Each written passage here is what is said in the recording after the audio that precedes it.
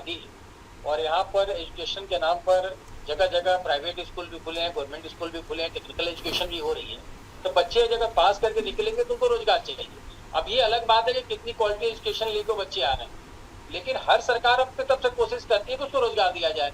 जैसे लेकिन एजेंडा उनका क्लियर होता है। जैसे मायावती जब सत्ता में थी, उनका था कि अपने हम धर्म गुरुओं के हिसाब से जो मूर्तियां बनाएंगे, पार्कों बनाएंगे, तो अपने उस वोट को एड्रेस करेंगे। साथ में उन्होंने बल्क में लगभग 1 लाख सफाई कर्मचारियों की नियुक्ति निकाली। जब सपा की सरकार थी, उन्होंने लेखपालों की भर्ती की, सिपाहियों की भर्ती की, उसमें तरह तरह के आरोप लगे। खुद भारतीय जनता पार्टी जो विपक्ष में हुआ करती थी, उसमें उसने कहा कि पर्टिकुलर कुछ इलाके के और कुछ परिवार की बोलबाला इसमें चल रहा है। उस समय कहा जाता था वीआईपी कॉन्स्टिट्यूंसी है, चाहे रामपुर की बात आती हो, चाहे इटावा की, कन्नौज की, मैनपुरी की, इसका जिक्र किया जाता था कि सारी सुविधाएं एक जगह दी जाती हैं। लेकिन जब सपा भाजपा की सरकार आई, तो आप देखेंगे कि लगातार इन पर दबाव इसलिए कि जब आप बड़ी उम्मीद के साथ आते हैं। सपा बहुमत से सीधे 48 सीट पर गई थी जब पहली बार 17 में चुनाव हुआ। इस बार भी वो 100 के आंकड़े से नीचे है। लेकिन सवाल ये नहीं है, सवाल है विपक्ष का काम है सरकार को घेरना।